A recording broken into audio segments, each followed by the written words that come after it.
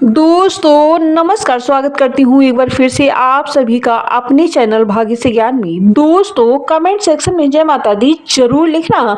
माता रानी आपके जीवन में सभी कष्टों को समाप्त कर देंगी, आपके जीवन को खुशियों से भर देंगी। दोस्तों नवरात्रि का महानौ देवी का दिन अर्थात नौ कन्या पूजन के लिए समर्पित है। दोस्तों कन्या पूजन नौमी के दिन यानी कि नौमी के दिन कुछ लोग कन्या पूजन करते हैं, कुछ अष्टमी के दिन। तो नौ देवियों की पूजन करने से बहुत ही शुभ माना जाता है और कन्या पूजन से हमारे सभी कष्ट और पीड़ाएं दूर हो जाती हैं।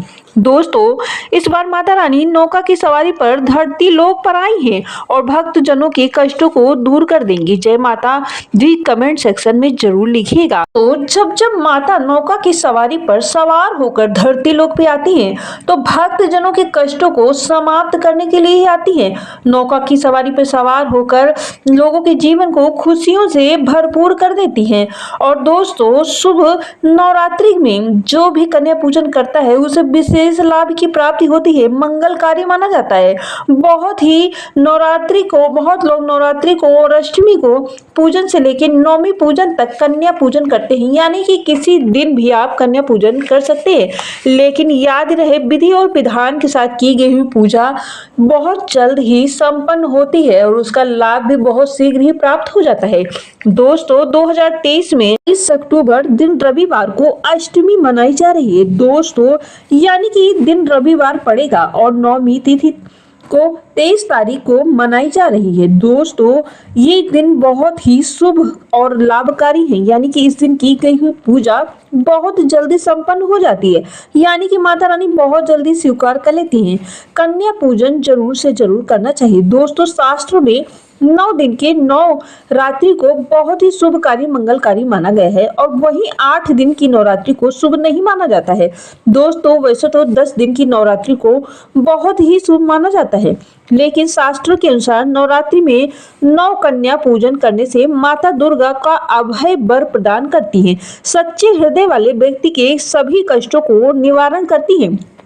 माँ ने स्वयं ही कहा है कि माँ का पूजन करने से हृदय कोमल हो जाता है और विनम्रता आने लगती है, यानी कि जो भी माता रानी की पूजा सच्ची शक्ति और भक्ति के साथ करती हैं उनका हृदय अपने आप ही कोमल हो जाता है, उनके सभी कष्ट दरिद्रता दूर होने लगती है।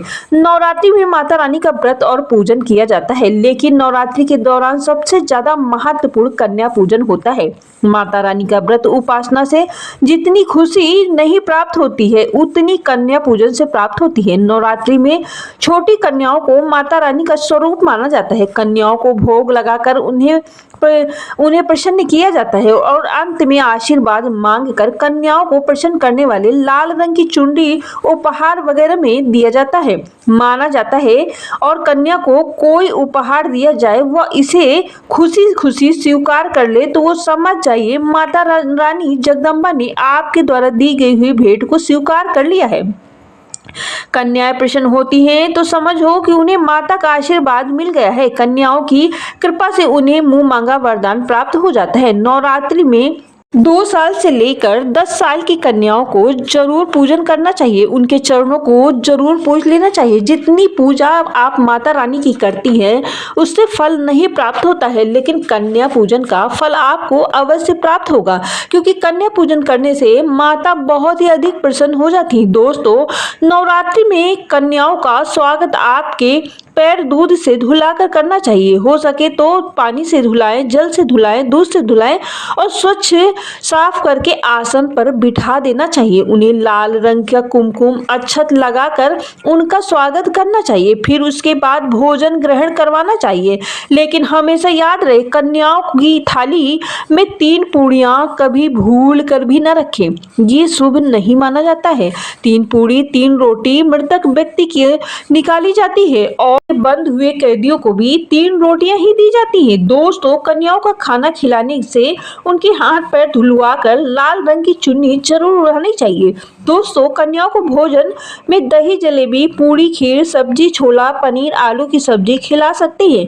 इसे भूल कर भी लहसुन प्याज का प्रयोग नहीं करना चाहिए। यानी कि जिस दिन आप कन्या पूजन करते हैं और जिस दिन से आप नवरात्रि का उपासना करते हैं, घट रखते हैं, यानी कि कलश स्थापना करते हैं, उसी दिन से आपको इन चीजों का वर्जित मानना चाहिए, जैसे कि लहसुन प्याज का प्रयोग भूल कर भी नहीं करना चाहिए।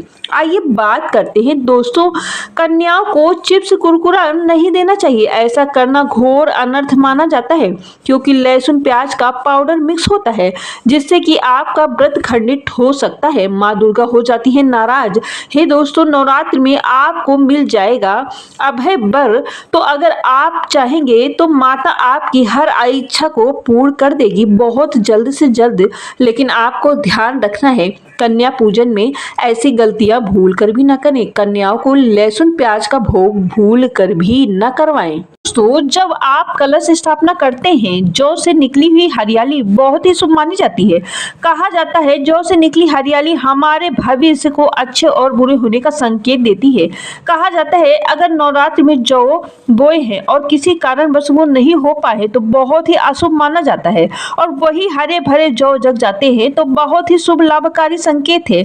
जौ का निकलना धन हानि, जौ का न निकलना धन हानि, बीमारी का संकेत देता है। दोस्तों, जरूर से जरूर जौ को अच्छी तरीके से भिगो कर ही उसे, ताकि आपके घर में भी हरियाली वाली जौ निकले और आपके घर में भी शुभ संकेत की प्राप्ति हो सके। दोस्तों, आपसे कोई भी ऐसी गलती हो गई हो जिससे माता रानी नाराज हो गई हो, माता की को क्षमा जरूर मांग ले। माता अपने भक्तों को जरूर क्षमा कर देती। यानी कि पूजा अर्चना करने के बाद लास्ट में क्षमा मांगना बहुत ही अनिवार्य होता है। दोस्तों, अगर नवरात्र में गाय आती है तो गाय के माथे में कुमकुम लगाकर उसे प्रणाम करना चाहिए। यदि नवरात्र में आपके घर गाय आती है तो ये बहुत ही शुभ संकेत माना गया है। कहा गया है गाय का आना बहुत ही शुभ होता है, इसे रोटी जरूर खिलाएं। दोस्तों, अगर आपके सामने कोई सुंदर स्त्री श्रृंगार करे हुए है और आपको दिखती है तो ये भी बहुत शुभ माना जाता है, क्योंकि आपको माता रानी स्वयं साक्षात दर्शन दिया है। दोस्तों, घर में लक्ष्मी का यानी कि घर की स्त्रियों का सम्मान करें। नवरात्रि के दिन कभी भी स्त्रियों को भूल से भी गाली न दे, यानी कि उन्हें परेशान न करे। ऐसा करने से माता रानी सदा आपके घर को छोड़ देती हैं। जिस घर में महिलाओं का सम्मान होता है, महिलाओं से प्रेम होता है, उस घर में माता लक्ष्मी सदा के लिए निवास करती हैं। दोस्तों, कैसा लगा है आपको हमारा आज का वीडियो? अगर जरा भी पसंद आता हो तो लाइक, शेयर एंड सब्सक्राइब करिएगा एंड कमेंट सेक्शन में जय माता दी जरूर लिखिएगा। फिर मिलेंगे नए वीडियो में कुछ अच्छी जानकारी के साथ। तब तक के लिए नमस्कार।